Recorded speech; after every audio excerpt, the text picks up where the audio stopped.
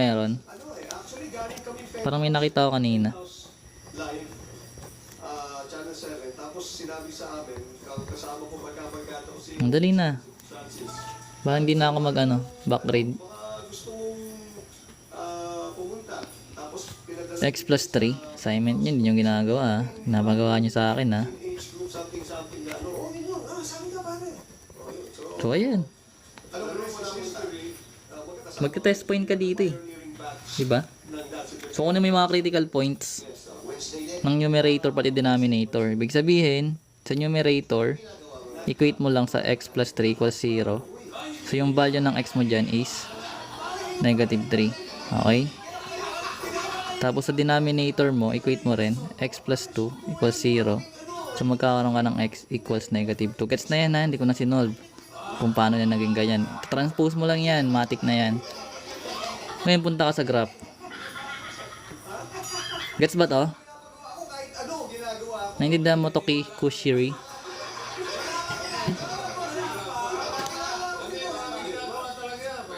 Uy, naintindihan mo ba to? Bago tayo mag-proceed. O, gets na yan. Punta tayo sa graphing. So yung critical points natin is negative 3, negative 2. So let's say nandito si negative 2. Si negative 3. Kasi dito yung 0, diba? O ngayon, dahil ito ay walang or equal, 'di ba?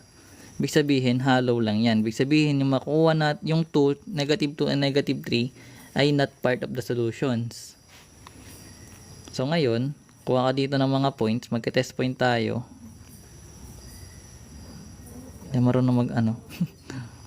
Basta ganyan. So, kuha ka ng point sa left ni negative 3. Ano ba yung left ni negative 3 na numbers? So, pwedeng negative 4, 'di ba? So, nagawin natin negative 4. Kuha tayong test point. Negative 4 dito sa part. Dito sa pagitan ni negative 3 and negative 2. Anong number yung pagitan ni negative 3 at saka negative 2? Anong point yung igagamitin natin? Negative 2.5. That's correct. Tapos dito, anong kukunin nating point? 0 na lang. Para hindi tayo mahirapan. Okay. Ito na yung mga points natin. Meron tayong negative 4. Tapos, negative 2.5. Tapos 0. So, punta ka sa given na x plus 3 over x plus 2.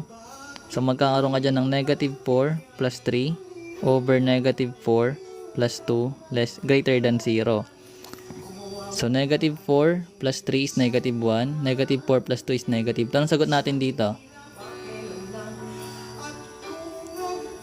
Sa lahat. Ano magiging sagot natin dito pag sinimplify?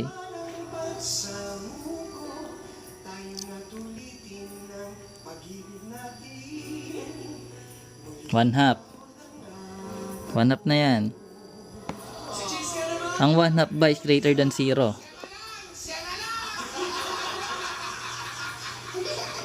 Tama ba to? So, ibig sabihin true. Ngayon, dahil true yan, shadean mo tong left side. Part yan ng solution. Tapos tayo dito. Itong 0, madali lang din. Tumulay natin. 0 plus 3 over 0 plus 2 greater than 0. Ang sagot natin dito, 3 over 2, diba? Greater than 0. True rin. Okay, true. Dahil true to, shade ulit. Part niya ng solution. Itong gitna kaya, try natin. So, meron tayong negative 2.5 plus 3. Tapos, negative 2.5 plus 2. True ba to? False. False na to.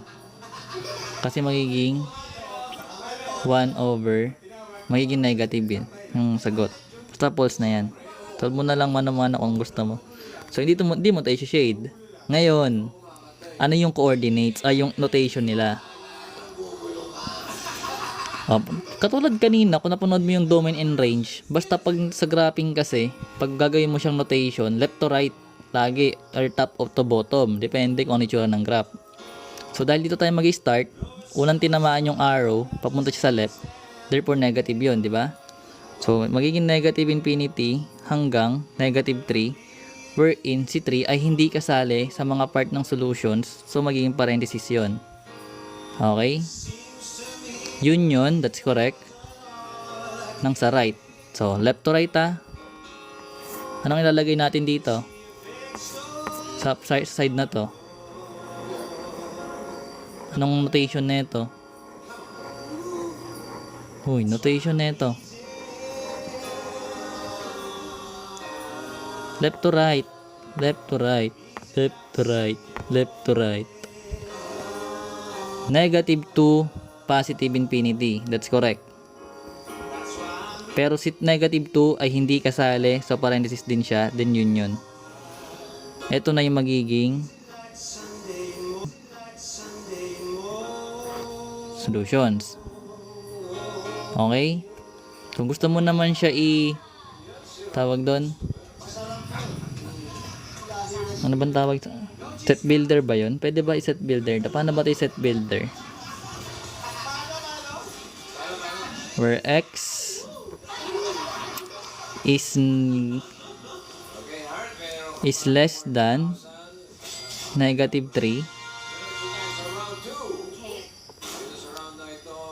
or x is greater than negative 2. So, yun yung mga possible solutions. 'Di ba?